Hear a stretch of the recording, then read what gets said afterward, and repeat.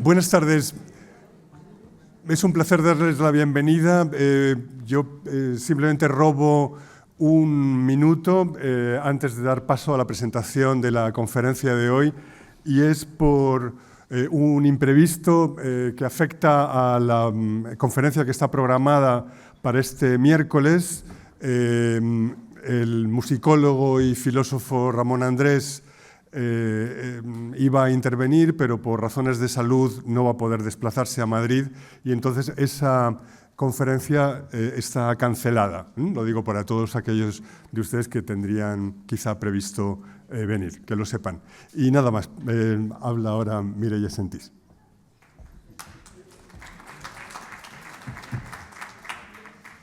Bueno, pues muchas gracias por venir una vez más a este ciclo. Hoy ya es el penúltima entrega y estoy como muy contenta de tener a una persona cuya agenda es tan apretada que no estábamos nada seguros de que pudiera venir, pero aquí está.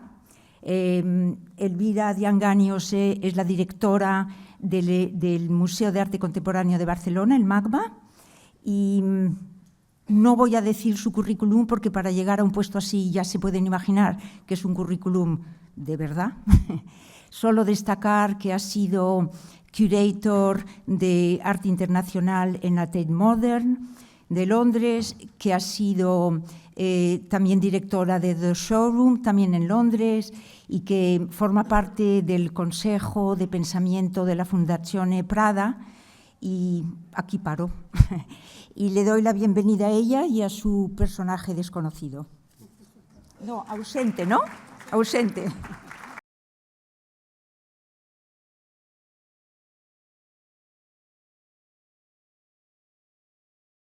A todos, agradecer a Javier, pero sobre todo a Mireia que pensara en mí para este ciclo tan especial. Ustedes saben mejor que yo, ¿no?, de lo que va, porque han estado asistiendo en las pasadas sesiones. Hacer un pelín de luz, no sé. Y sobre todo, una de las cosas que me comentaba y que era importante para el ciclo era sobre todo hablar de mí, que me parecía un poco duro, pero bueno, sobre todo cuando no hay preguntas después. Pero me van a permitir esta indulgencia y, como digo, agradezco este momento para reflexionar, ¿no? Bien decía Mireia que de lo que se iba a hablar hoy era de esta idea del personaje ausente, que de alguna manera me da pie no solamente a incorporar, y que también esa aproximación a mi carrera o a lo que yo he hecho en los últimos años para llegar al MACBA, pero también sin contarles nada del MACBA. Hoy voy a intentar omitir el MACBA todo lo que pueda, o sea que este es el momento en el que lo digo y este es el momento en que ustedes lo leen. Pero como saben, también el ciclo nos pide que nos vinculemos con algo del Prado. Y a mí me hacía mucha ilusión porque vi en la página web que estaba la exposición de reversos, que tenía pendiente venir, que además forma parte el trampantojo, y la idea del reverso del cuadro sigue siendo un elemento que me interesa mucho desarrollar, y que de hecho con unos compañeros en la Fundación Prada precisamente decidimos desarrollar en términos de una exposición que contaba sobre todo con la obra de la colección. Pero como verán en esta especie de pseudolectura que hago de ese momento, tiene que ver, por un lado, con un ejercicio o la posibilidad, ¿no?, de hacer un ejercicio que te permita generar una reflexión sobre el medio, que yo creo que también es lo que hace esta maravillosa exposición, que si no han ido les recomiendo totalmente que vayan. Y también lo que daba pie es que ese personaje ausente, ¿no?, se encontrase en la búsqueda institucional, en la búsqueda de un espacio institucional, encontrase su lugar, ¿no? En ese término, ese personaje ausente, en muchos casos utilizo esta anotación para hablar de ciertas personas que podemos considerar al margen de la historia del arte, al margen de la historia que cuentan algunos libros, que se ha ido, por supuesto, recuperando en los últimos años, las últimas décadas, diría yo. Pero en este caso voy a utilizar un poco de mi reflexión personal sobre nociones como identidad, nociones como hegemonía cultural, para hablarles a ustedes de ese personaje ausente. Empezamos por aquí.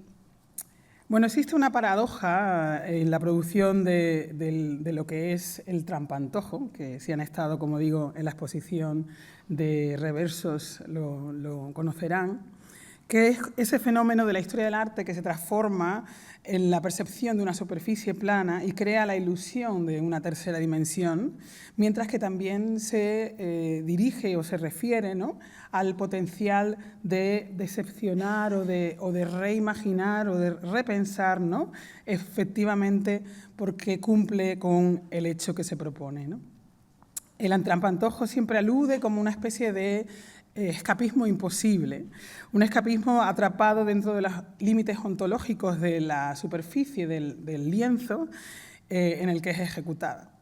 Y como han visto también en la exposición, existen numerosos y muy conocidos ejemplos de ellos, ¿no? Arquitecturas que ofrecen perspectivas realistas, ¿no?, de paisajes imaginarios, frescos que sugieren mundos, ¿no?, inalcanzables de lo divino, o simplemente la representación, como tienen aquí, ¿no?, del reverso de una pintura, que en el último instante presenta un ejemplo del fenómeno de cualidades oximorónicas que tienen, eso sí, una poética evocativa de fondo muy profunda, ¿no? Como decía antes, para mí el gesto, ¿no?, que te ofrece el trampantojo es una estrategia de reflexión que indica la capacidad del arte de retar, ¿no?, de poner en jaque al que observa, ¿no?, y a la propia disciplina al mismo tiempo, constituyendo, creo yo, una tabula rasa para cualquier noción que sea autocrítica, ¿no? En medio de ese ejercicio también está el artista, el que concibe hacerte creer esta verosimilitud, y también la imagen creativa que nos mueve a la naturaleza o a observar la naturaleza de la pintura en sí misma y a leer la pintura como objeto, como gesto, pero también como campo de conocimiento y producción artística, ¿no? Y esa representación del reverso, de la parte trasera, simboliza para mí lo impensable hecho posible, que también está a camino de la decisión de ejecutar ese gesto y la decisión de observarlo. Perdónenme si en algún momento me suena alguna frase un poco rara. Le decía a Mireia que últimamente me cuesta mucho escribir supongo que 14 años en el mundo anglosajón y leyendo libros en inglés. Y también les aparecerán algunos títulos de las obras que están todavía en inglés, porque he traído esta vinculación con Reversos desde esa perspectiva. Algunas otras cosas están en castellano y espero que eso no les dificulte su comprensión de lo que aquí traigo. Como decía, el museo, para mí, uno del escrutinio, ¿no?, más significativo del trampantojo que nos ofrece pues todo lo que es el reverso, tiene mucho que ver con una referencia muy clara al museo o a la institución museográfica y, sobre todo, ¿no?, museológica, a la institución del museo moderno, ¿no? Una institución que es en sí misma, me parece a mí, un trampantojo. Y eso es un trampantojo de múltiples narrativas también, de diálogos entre objetos y sujetos, que están limitadas por ideologías y por, digamos, contingencias sociopolíticas, culturales, económicas que condicionan también la fundación de esta institución, ¿no? Pensemos, por ejemplo, en Edouard Manet y la reformulación, ¿no?, de la historia del arte que vemos presente aquí en Olimpia, entendida para muchos como la primera obra de arte moderna, ¿no?, pintura moderna, y que da cuenta de lo que Michel Foucault llamó en un momento dado esa nueva y sustancial relación de la pintura consigo misma, como una manifestación de la existencia de los museos y la particular realidad y la interdependencia de la adquisición de la obra pictórica a través de los museos. La pieza que comentábamos antes, ¿no?, de Cornelius Norbertus Gilbert, el reverso de un cuadro enmarcado de 1670, ¿no? Nos describe con exactitud esas cuestiones de la naturaleza de la pintura y era considerada curiosamente por pintores como Manet y sus coetáneos como de categoría inferior, ¿no? Y se puede, pero nosotros podemos leerla, ¿no? Como el frontrunner de muchas de las obras que como decía, pueden ver tanto en la exposición que comentaban u otras que se dedican a esto, ¿no? Por un lado tenemos, ¿no? en ambas, ¿no? el intento de escapar de esa noción de la institucionalización del arte y por otro también, ¿no? en el caso de Cornelius, de intentar escapar del medio en sí mismo, ¿no? Desde esa búsqueda de aquello que queda más allá del marco pictórico o institucional es de donde me imagino yo esos personajes ausentes de los que le hablaba, ¿no? De los que quiero hablarles hoy. Y pensaba sobre todo en qué supone la modernidad, ¿no? En el momento en el que la modernidad se hace eco y la relación que nosotros establecemos con formatos y obras que suceden en ese tiempo, ¿no? De qué manera algunas narrativas del París, ¿no? que vemos reflejado en este imaginario forman parte también de una globalidad que no se nos presenta porque solo vemos la imagen que tenemos justo enfrente, ¿no? De qué manera formas de identificarnos, ¿no? de considerarnos, nos decía también en un momento dado Timothy Mitchell cuando hablaba de esa noción, ¿no? de los orientalistas egipcios que visitaban en 1889 este espacio de la Exposición Universal de París, en la que se veían reflejados, ¿no? Eran unos intelectuales que habían ido a hablar en una conferencia, pero en cambio se encontraban con un Cairo, ¿no?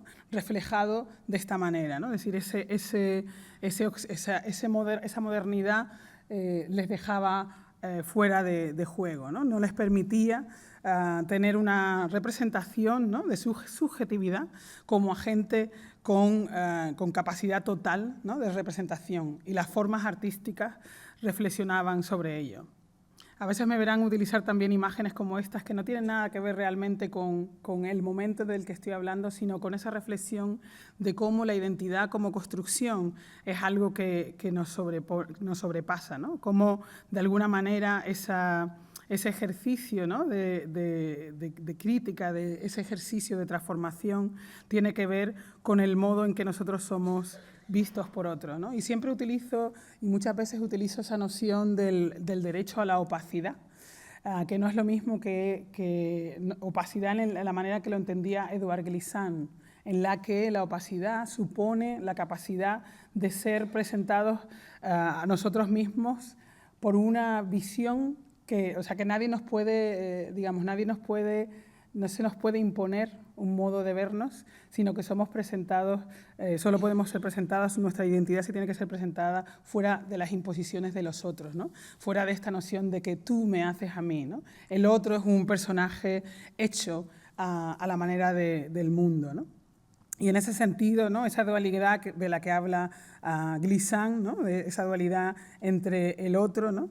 entre el sujeto y objeto, que ahora se identifican uno con el otro, es muy importante para nosotros, ¿no?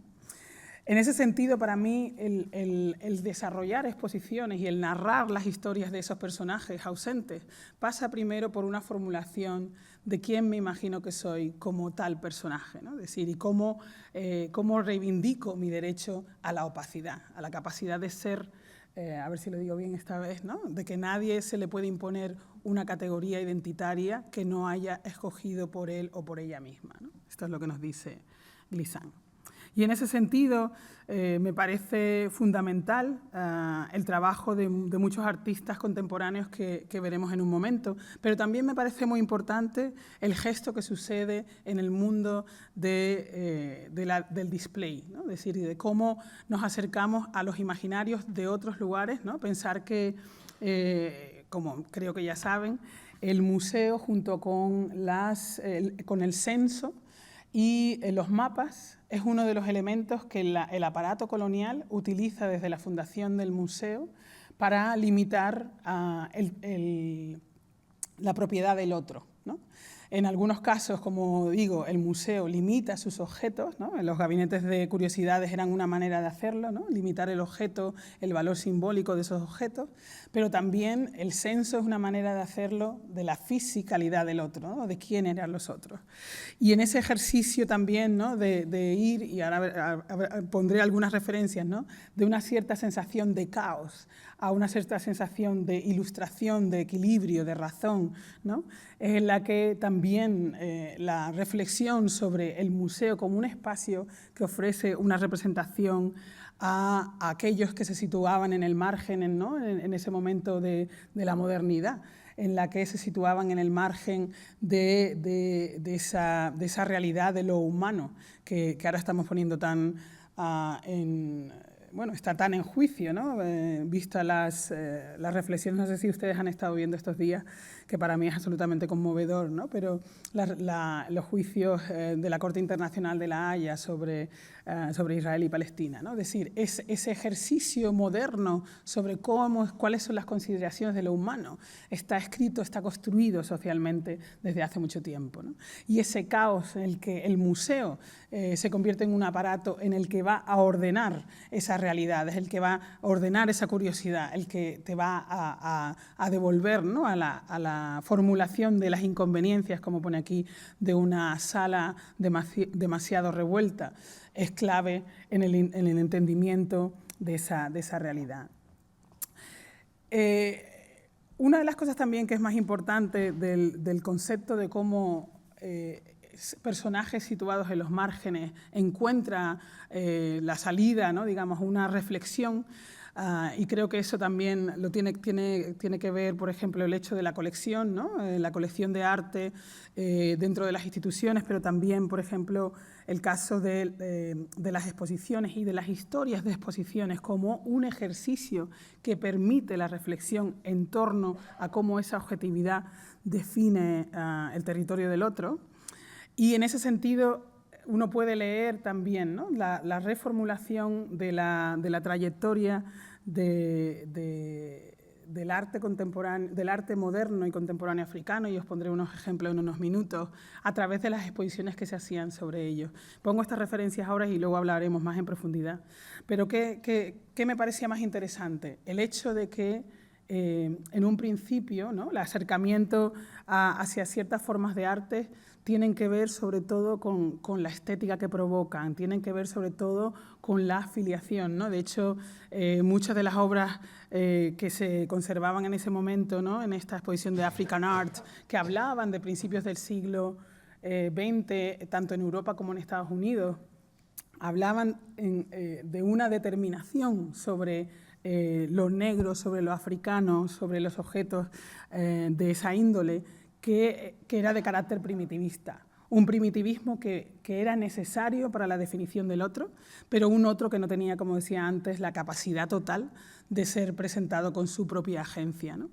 Ese recorrido forma parte de las primeras exposiciones que dan lugar a presentación pública de esos artistas y de esas obras, muchas veces consideradas o presentadas como obras anónimas, ¿no? Obras que pertenecían, ¿no? a esa primera gestión del museo como un espacio de acumulación, ¿no? Félix de Azúa decía que la pereza de muchos historiadores del arte hacían que poner juntas todas las obras de un mismo sitio configurase un arte de ese lugar, ¿no? Y quizá esa pereza resuma, ¿no? en las primeras grandes investigaciones que se hacen sobre la historia del arte. Pero quiero traer a colección, aunque ahora no voy a hablar de eso aquí, gente que me inspiró gran respeto, como fueron libros que se escribían también en esa época, pues estamos hablando del 1927, 29, ¿no? que fueron los libros de Carl Einstein sobre primero la escultura negra y luego también la escultura africana, ¿no? Cuando Einstein hablaba de cómo, de alguna manera, se reducía, ¿no? las vanguardias, sobre todo, que generaban este apego, ¿no? esta afiliación, a esta negrofilia, diría Patrick Struve, Archer Struve, en su libro sobre negrofilia, generaban una forma de acercarse a esa realidad que de hecho la limitaba, ¿no? Pero pero me parecía interesante, yo no sé si algunos de ustedes tuvieron la oportunidad de ver el proyecto que hice aquí de Foto España, que se llamaba Contra la Raza, que estuvo presente tanto en Matadero y sobre todo en el Círculo de Bellas Artes de Madrid, en el que presentábamos la obra de Santu Mofoken como la primera revisión que se hace, ¿no? de una mirada sobre lo africano en Sudáfrica en el momento en el que hay un cambio, ¿no? En el cambio del acto en el que se desposeen las tierras a los africanos, pero mostrando, ¿no? Y esto es un ejercicio que iré haciendo durante toda mi presentación de hoy, ¿no? Mostrando cómo en el momento en el que se produce ese artículo que desposee a la comunidad negra de sus tierras en Sudáfrica, están esas representaciones que ven ustedes aquí, ¿no? a la izquierda de su pantalla, que representan la clase burguesa en Sudáfrica y junto a ellas una representación que pertenece a un dietario sobre Dagen Kroner que hace sobre las minas de Kimberley, en las que Dagen Kroner hace como también de nuevo un censo sobre esa población. Todo para entender que existe como una especie de dicotomía muy profunda, ¿no? De cómo se presenta y cómo se revisan ciertas categorías identitarias, ¿no? Y dice, y leo aquí porque es que ya la vejez no me permite ver bien, dice, no, ¿son estas imágenes la evidencia de una colonización de la mente o son ellas parte de una manera de poner en jaque el privilegio, la prevalencia, ¿no? de imágenes de lo africano en el mundo occidental, ¿no? Esa dicotomía que vemos muy clara en este gesto y que volveremos a repasar más adelante, existe y persiste también en cuando, pues, por ejemplo, tú me presentabas y decías que tengo un currículum muy grande, pero todavía hay mucha gente que me observa como un personaje ausente de ese tipo de narrativas en las que has conseguido una serie de méritos, ¿no? Es decir, esa reflexión sobre quiénes somos también pasa por, como decía antes, esa negación de mi propia opacidad, de mi capacidad de ser quien yo quiera ser. Y entonces, bueno, siguiendo con esto, traía también esta relación de cómo las razas son tratadas. El otro día hay un ciclo maravilloso que lleva a mi compañera Tania Safura Adam en Reina Sofía, en el que está trabajando mucho, igual que Jason lo comentaba también en su anterior conferencia, ¿no? En la negritud y la negritud en España. Y hablaban ayer una de las historiadoras que estaba presentando sobre la cuestión de las castas, la cuestión del régimen, ¿no? La cuestión de cómo todo eso influía, el modo en que ahora mismo también nos vemos en esa realidad reflejada, ¿no? Decía antes también que Einstein criticaba a algunos de los personajes de vanguardia, como era el caso de Leyer u otros, que en algunos momentos no hacían caso tanto a la ideología, a las tradiciones culturales y a las realidades sociales que estaban detrás de las formas estéticas de las que se apropiaban en algún momento de sus prácticas, ¿no? Y también hablábamos, o me gustaría hablar de cómo, por ejemplo, tu identidad marca también quién eres dentro de ese ejercicio, ¿no? Por ejemplo, en el caso de Josephine Baker, que, como saben, aquí tienen esa imagen de Paul Colin, que fue su pareja durante mucho tiempo, y desarrollaron este maravilloso The Black Gaze, ¿no? El tumulto negro, que creo que además está disponible todavía. Yo lo encontré hace mucho tiempo en bibliotecas digitales. Y lo maravilloso es que Josephine Baker era una de estas americanas que formó parte de un grupo de americanos que es como Paul, Hayden, como después lo sería James Baldwin, ¿no? Gente que viajó durante el periodo preguerra y posguerra. Algunos decidieron residir definitivamente en Europa, pero encontraron una libertad como negroamericanos, ¿no? Que no tenían en Estados Unidos, pero también pagaron por su negritud, ¿no? Que luego también, si quieren, hablamos un poco de eso. ¿Cuál es la clave aquí? Que de repente tienes a Josephine Baker cuya, ¿no? La noción de una mujer negra, su sexualidad, la noción de femme fatale, ¿no? Está vinculada a este sentido de la definición de su propia identidad, ¿no? Y marca también, de hecho, ese momento en el que todavía se imponen una serie de criterios sobre esa falta, como decía antes, de capacidad de desarrollar tu propio gesto, ¿no? Y aquí me parece que entra una cosa muy interesante a debate, que es el hecho de que existan, ¿no?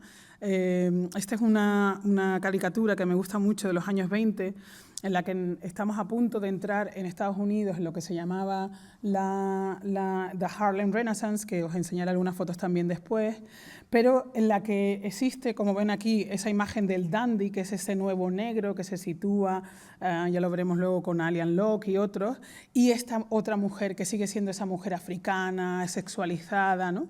Y la perspectiva de estos dos imaginarios, ¿no? me parece muy importante, ¿no? Importante porque además también reduce, ¿no? Reduce de nuevo, hay una dicotomía que reduce de nuevo, ¿no? Esa noción de quién eres como negro, de quién eres como diáspora, de cómo se considera cuando eres afrodescendiente. Yo no soy muy amiga de la noción de racializados, porque creo que racializados somos todos, y cuando se habla de personas racializadas en términos de gente negra, se está, digamos, culpabilizando, ¿no? O se está imponiendo también ese gesto, ¿no? Hay una cierta, casi una fenomenología de lo negro a través de esa opacidad a la que reclamo, ¿no? Que de alguna manera consideramos esta multiplicidad o hablamos de nuestra necesidad de ser uno y múltiple, inmutable, como nos diría también Glissant, ¿no? Una exploración que decía antes de esa opacidad, de esa verdad, ¿no? que hemos escogido o no por nosotros mismos. Voy a ir pasando. Otra de las cosas que me parece interesante dentro de esta configuración es cómo el objeto africano también sufre, adolece de esa misma, digamos, sentido de verdad o sentido de condición que te impone la modernidad occidental, ¿no? No sé, me imagino que ¿cuántos de ustedes han visto esta maravillosa película? A ver si veo algo por ahí. Muchos, algunos cuantos, aquí, no muchos. Pues está gratuita, lo pueden ver en internet, creo que hay alguna en subtítulos en español y les aconsejo que lo vean. Chris Marker, maravilloso cineasta, con Alain Renas. Alain Renas, además, que es alguien que en ese momento está trabajando, este es uno de los fotogramas de la película, que Alain Renas que está trabajando también junto a Diop en la generación de Présence Africaine, que es una increíble revista en la que se recogen los primeros autores africanos en Francia, ¿no? En la diáspora francesa, pero también, ¿no? Este momento que les estaba diciendo, ¿no? La diáspora, esa dicotomía, ese gesto, y cómo nos habla Renas y Marker de esa necesidad de hablar de la cultura como la botánica de la muerte, ¿no? Porque el museo es el lugar donde estas figuras que, como decía yo, que tienen ese valor simbólico, van a morir, ¿no? Porque no tienen ya, como también nos comentaba Einstein en su Neger Plastic, ¿no? en la plástica negra, que no se tiene en cuenta el contexto espiritual, las nociones de ritmo, las estéticas alrededor como diría Bergson, de la duración, ¿no? Que tienen que ver con ese imaginario que también está dentro de lo que está generando la cultura africana, ¿no? En ese momento en París. Sigo con esta reflexión sobre esa mirada que sigue de nuevo, ¿no? Enmarcado, piensen que estamos todavía en ese momento de la historia de las exposiciones en la que hay esta mirada impuesta sobre cuál es la noción de primitivo, que no solamente acoge, digamos, a lo africano, abarca muchísimo más, y me doy cuenta que además no les voy a poder explicar todo lo que quiero, pero bueno, abarca muchísimo más. Pero lo que es interesante de todo esto es el ejercicio que se está haciendo para reivindicar esa realidad que no es solamente visual, ¿no? La gran crítica que se le hace a la exposición de primitivismo en Nueva York, en el MoMA, es precisamente eso, y de hecho el MoMA intenta con el proyecto de abstracción que tuvo lugar hace creo que unos 10 años, como enmendar ese gesto, ¿no? Pero que también creo que allí adolecen del mismo principio que pone de referencia inicial y primigenia al mundo occidental, cuando en realidad, como dice Victor Lou, el primitivismo, o sea, bueno, dice Victor Lou, y si queremos podemos ir a Hegel también, ¿no? Es decir, el amo sin el esclavo tampoco puede ser amo, ¿no? Y de la misma manera, ¿no? El primitivismo necesita de esa realidad. Pero quería recordar como este imaginario en el que algunas figuras, ¿no? que están presentes en la obra de Picasso hacen referencia directa a estas obras africanas, ¿no? Referencia directa, pero sin, como decía Einstein, tratar de llevar allí el campo semántico, el campo espiritual, el campo ideológico que da pie a esa relación a ese contexto estético específico, ¿no? y la producción desde ese contexto estético específico. En ese momento también, para que se haga una idea, ¿no? tenemos este imaginario que está sobrevolando la diáspora africana y la diáspora negroamericana en Europa. Tenemos una relación con la realidad negra en Estados Unidos, de las que después les haré una pequeña referencia. Pero también tenemos en un momento dado lo que está pasando en África directamente. ¿Y qué es lo que está pasando? En ese momento uno de los primeros pintores que se recuerdan, que tienen que ver sobre todo con el momento de la presencia inglesa, británica en Lagos, ¿no? Y el trabajo de algunos de los que eran los administradores coloniales en el ejercicio de poner el arte, por ejemplo, y sobre todo el arte occidental y las formas de entender el arte, la pintura, etcétera, en contacto con algunos de los estudiantes intelectuales que estaban allí. Entre ellos Aina Onabolu, que presenta esta es una copia muy mala de lo que se considera que fue uno de los primeros watercolors de este artista, que se convirtió en un retratista de la gente, de las clases burguesas de Lagos y de algunos monarcas, ¿no? Locales. Pero también estas otras formas, ¿no? de entender la negritud y de reflexionar sobre la negritud desde una perspectiva de una pintura como la de Benebumbu, que también se educó entre Inglaterra y Nigeria, que además hizo una magnífica escultura de la reina, cuya obra, no solamente en pintura, sino también en bronce, forma parte del patrimonio más importante de Nigeria. Y una reflexión también, ¿no? sobre fotógrafos que, como en el caso de Okereke, ¿no? No estaban estaban mucho más interesados en proyectos personales que tenían que ver también, no sé si tienen en mente, por ejemplo, los Beechers, ¿no? Esa especie de de base de datos, de gestión casi de archivo, ¿no? de todo ese mismo gesto. Y esto que hace con los hairstyles, con los peinados, también lo hace con la arquitectura y también lo hace con aspectos de la educación, ¿no? Con la creación de un estudio, con la impartición de proyectos de arquitectura. Es para mí uno de los artistas que, de nuevo, ¿no? En los años 90, como veremos después, se convierte en uno de los creadores más significativos, ¿no? También el senegalés, ¿no?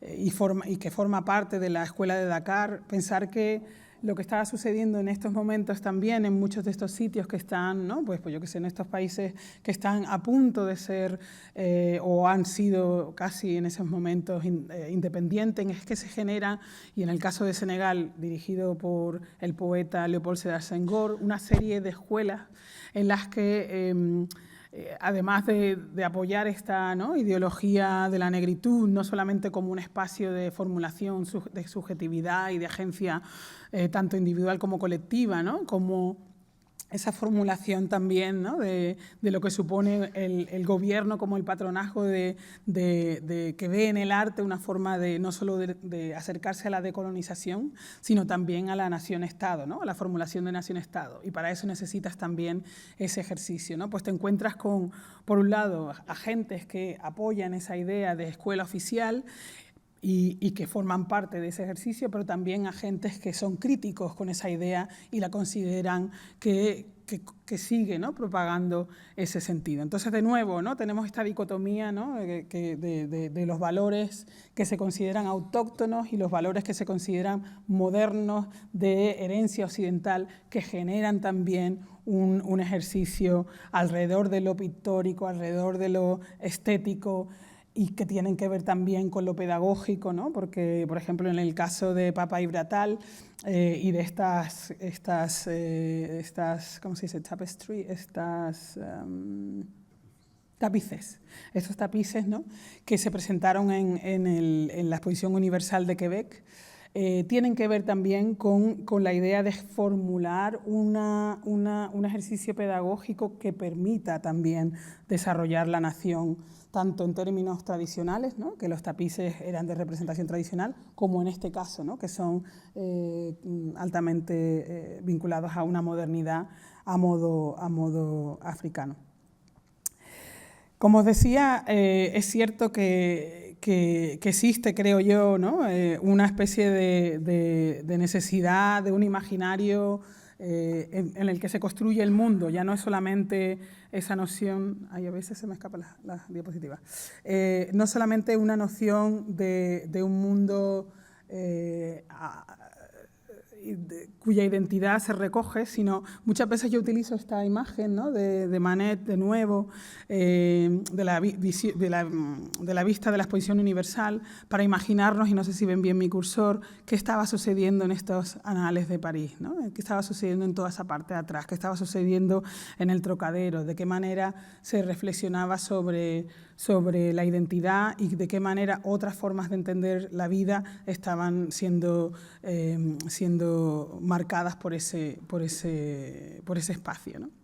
Me parecía interesante aquí también reflexionar cómo ese ejercicio de construir todo lo que está más allá de lo inicial, en el caso de Estados Unidos, parte, por ejemplo, también allí con exposiciones universales, también allí con esa sensación casi, ¿no? de generar un ejercicio de world building, ¿no? La verdad occidental parte de esta mirada de un mundo que se nos presenta a modo de esa realidad occidental, y que además también forma parte, ¿no? de esta especie que yo creo que se recoge ahora, ¿no? Que es como si nos imaginásemos, es como, para mí, decía, perdón que se está saltando la imagen sola, que es como si de repente nos pusiéramos a mirar, ¿no? Esa noción de metaverso en ese momento, ¿no? ¿Cuáles son las realidades que se contemplan a minuto? En ese mismo minuto que se concentra en todas partes del mundo. Me interesaba esto también porque además uno de los personajes que cambia esa versión de cómo se ve también a lo negroamericano en Estados Unidos es W.E. Du Bois, y él lo hace, ¿no? Transformando estas realidades de los esclavos americanos en formas, ¿no? Que después nos presenta, perdón, a ver si puedo, en formas que después, espérese un segundo aquí, salto aquí un momentito, en formas que después él presenta, pues por ejemplo, como decía antes, ¿no? En la noción esta de la interpretación del nuevo negro, de Alian Locke, en el imaginario que forma parte de la obra de artistas como Jean-Baptiste Dercy, o incluso, que ahí veíamos fotografiado por un autorretrato, o también en Jean-Michel Basquiat, presentado por Van der Sea. Pero quería sobre todo pararme aquí un momento de nuevo para hablar de otro tipo de exposiciones que empiezan a verse a partir de los años 80. Hemos pasado esas iniciales en las que hay una reflexión sobre lo que está pasando, en la que el africano o el agente negro o ese personaje ausente es simplemente un sujeto o un objeto, en muchos casos, dentro de la narración de otro, para el momento en el que, como vemos aquí, todavía se supone que se le da una plataforma, pero se sigue dando una plataforma en Magiciens de la Terre a artistas que no son necesariamente constituidos como artistas en sí mismos, ¿no? que se presentan todavía los magos de la tierra, ¿no? A diferencia de, pues yo qué sé, Jean Lee Vars, ¿no? Que es uno de los artistas americanos que se presenta, pero después tienes a una mujer como Esther Malatu, ¿no? que se le trae directamente de KwaZulu-Natal para hacer pues en el coche de Mercedes-Benz, no sé si se acuerdan, o para pintar en tela lo que estaba haciendo ella como tradicionalmente en las casas, ¿no? Es decir, el artista africano que aparece, Félix Broabré, se presenta todavía como un artista que no tiene la capacidad por sí mismo de presentarse como artista completo, ¿no? Eso que hemos visto antes de la falta de capacidad, la falta de agencia que se le dotaba al ser negro o negra en ese momento, ocurre también con los artistas en esta exposición. Cuando en ese momento en París estaban gente como Bene Bumbu, que vimos antes, que trabajaba ya, pues como os podéis imaginar, muchísimos años, estos son los 80, y Bene Bumbu hemos visto que desde los años 60 ya está produciendo su trabajo. Es un intelectual que está escribiendo junto a Diop en Presence Africaine sobre qué supone ser negro y qué supone ser artista negro en ese momento. Habla, por ejemplo, también en ese momento de qué supone el arte producido desde África con respecto al arte que se produce desde Occidente, ¿no? Y habla de la capacidad transdisciplinar del entendimiento del arte y de las estéticas artísticas africanas, ¿no?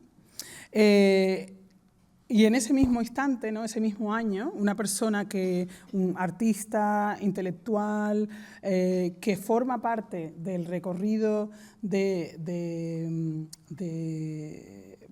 también de Magiciens de la Terre, como es Rachid Arin, que es bueno, de hecho él es ingeniero y llega como ingeniero a Inglaterra, pero empieza a trabajar, ¿no? Contra pues todo lo que era la visión de su identidad como pakistaní, ¿no?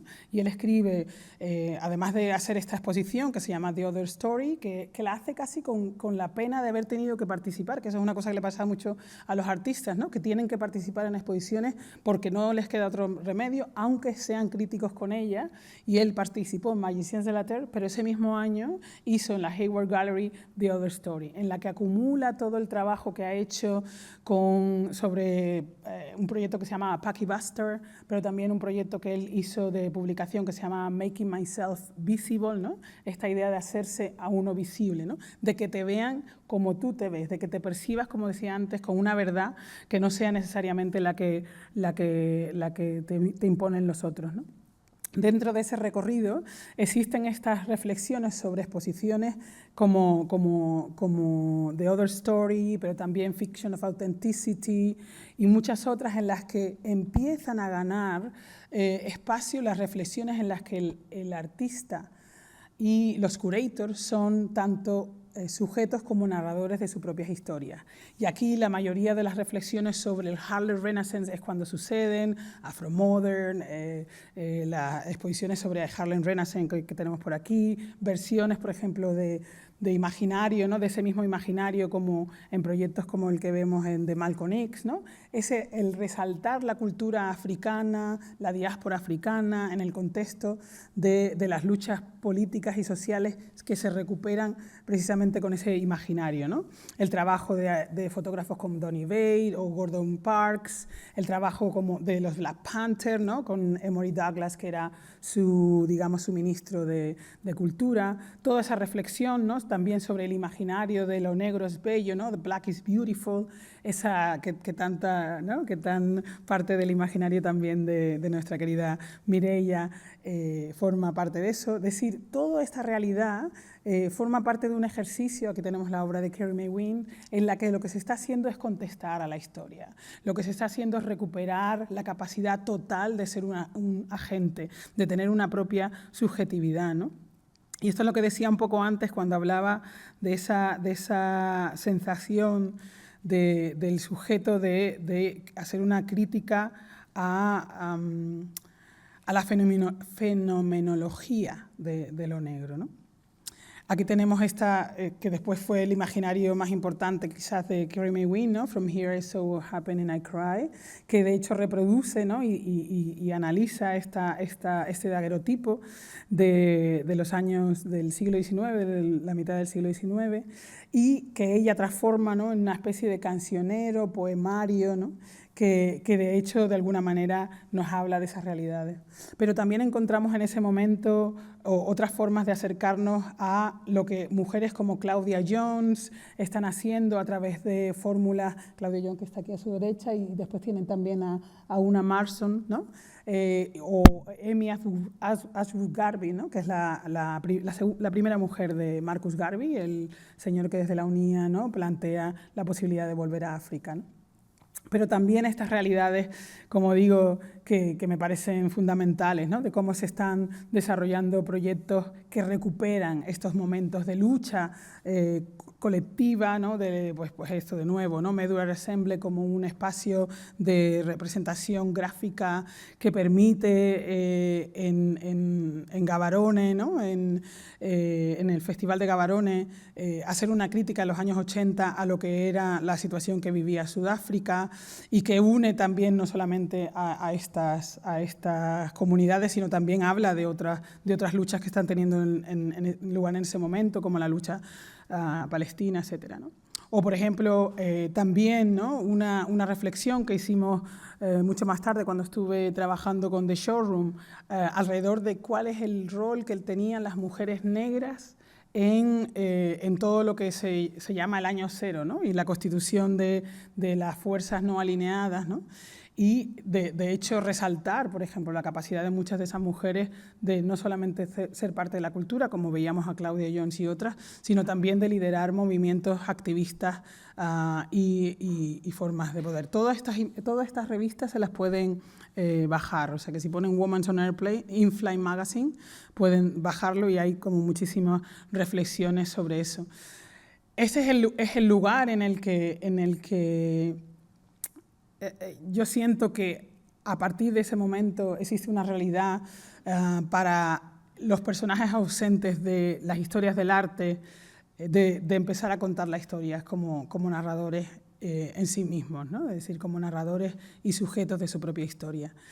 Quizás también, de nuevo, ¿no? hemos pasado en una segunda parte en la que existe una especie de titubeo para encontrar dentro de las exposiciones esa reflexión sobre la historia pasada que permite, ¿no? contar esos otros momentos, casi momentos panafricanos en muchos aspectos, que tienen que ver con esa realidad digamos, de solidaridad que se produce en diferentes momentos geográficos, o sea, momentos y geografía, diferentes momentos y geografía. La última, quizás, sección de esas llamadas exposiciones que digo, que como decía, hacen que del contexto africano te llegue, ¿no? Una reformulación, ¿no? No solamente de lo que era los proyectos, las historias, las condiciones sociopolíticas. Por ejemplo, en el caso de Short Century, habla del urbanismo, de la arquitectura, habla de la literatura, del cine, del teatro, ¿no? Como toda la esfera pública va transformándose a través no solamente de las independencias de los países africanos, sino también de su capacidad para generar una cultura que mira al pasado, pero no como una tradición que nos estanca, que no se detiene, ¿no?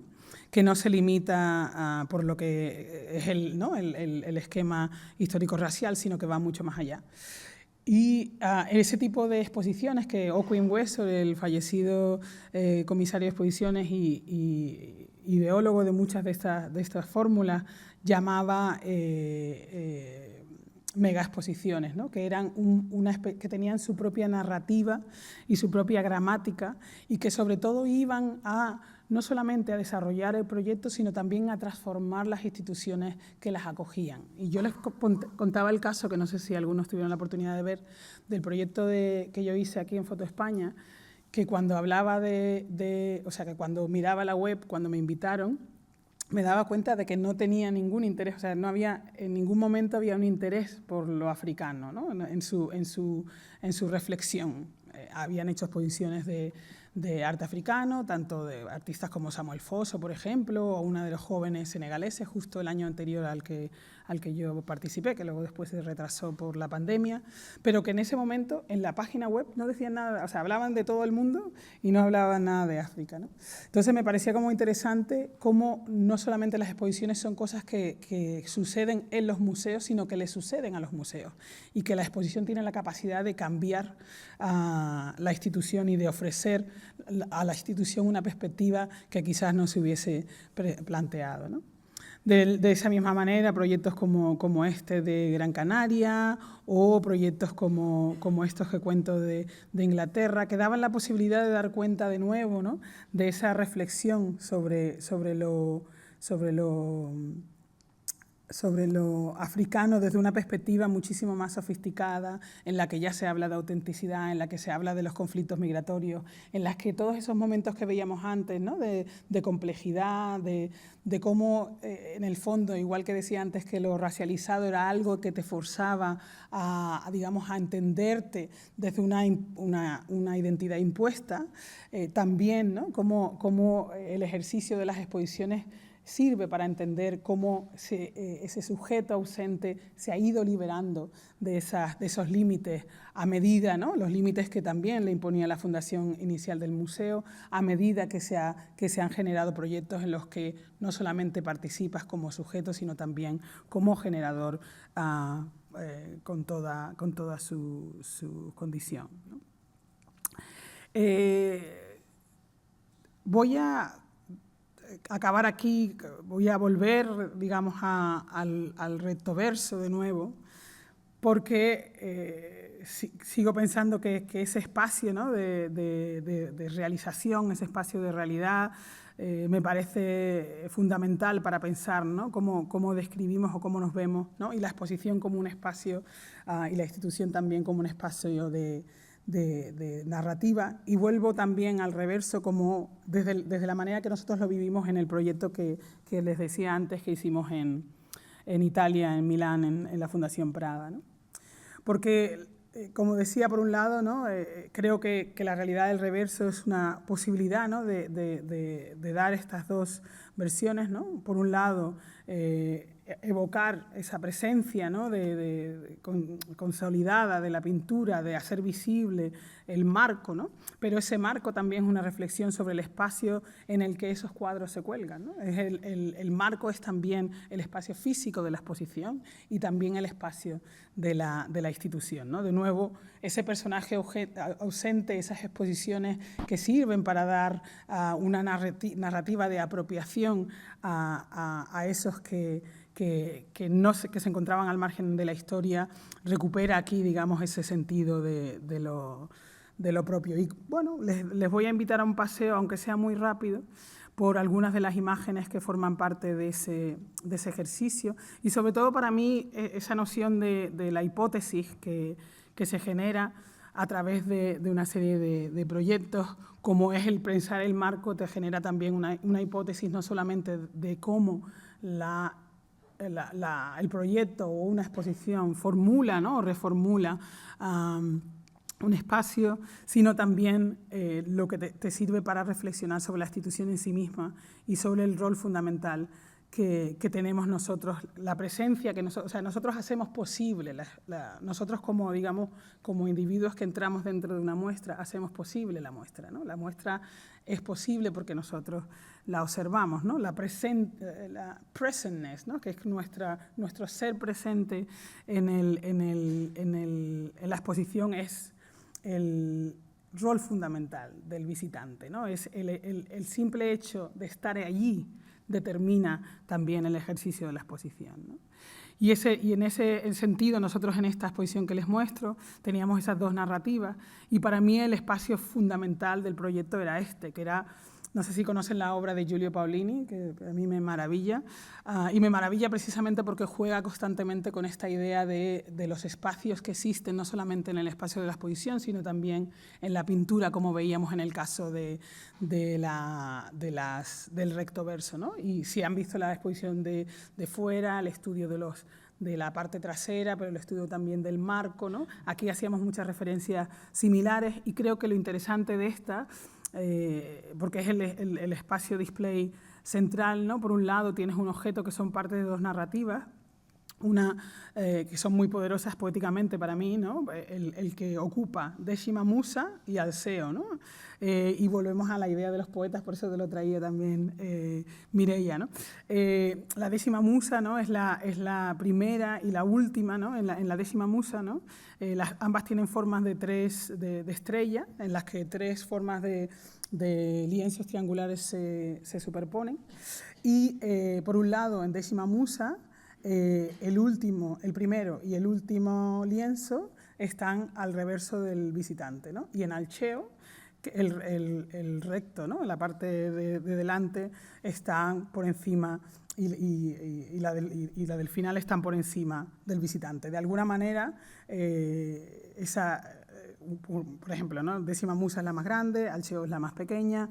La historia nos introduce aspectos de la relación entre estos dos amantes de la poesía griega, ¿no? La Décima Musa es Safo, y también nos habla de la fragilidad de la obra, que no las pudimos poner colgando como teníamos casi todas las obras en la exposición por sus propias características, pero lo que me parecía más interesante es que cuando tú no las colgabas se creaba una tensión espacial muy potente en medio de ese lugar, ¿no? Era el ser presente de ese espacio, esa suspensión infinita de un diálogo entre esas dos figuras, ¿no? que se superponían, por un lado, ¿no? Alceo y por otro su musa Safo, ¿no?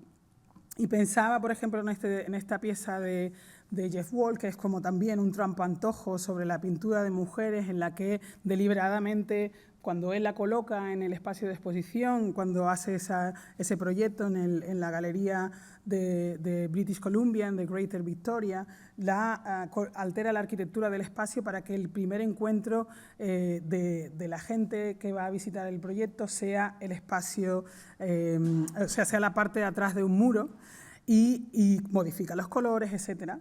Pero sobre todo creo que vuelve, como hizo Manet, y de nuevo aquí recupero a Manet, a ese ejercicio, ¿no? del bar de la Folie Bergère, en el que centra, ¿no? En el que hay una crisis, ¿no?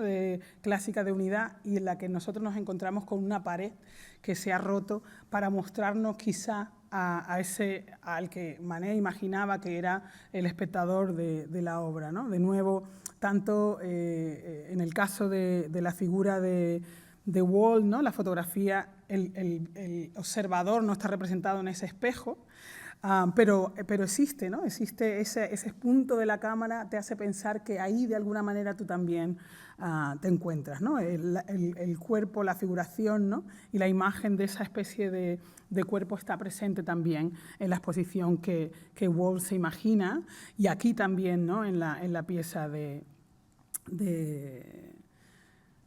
Manet, ¿no?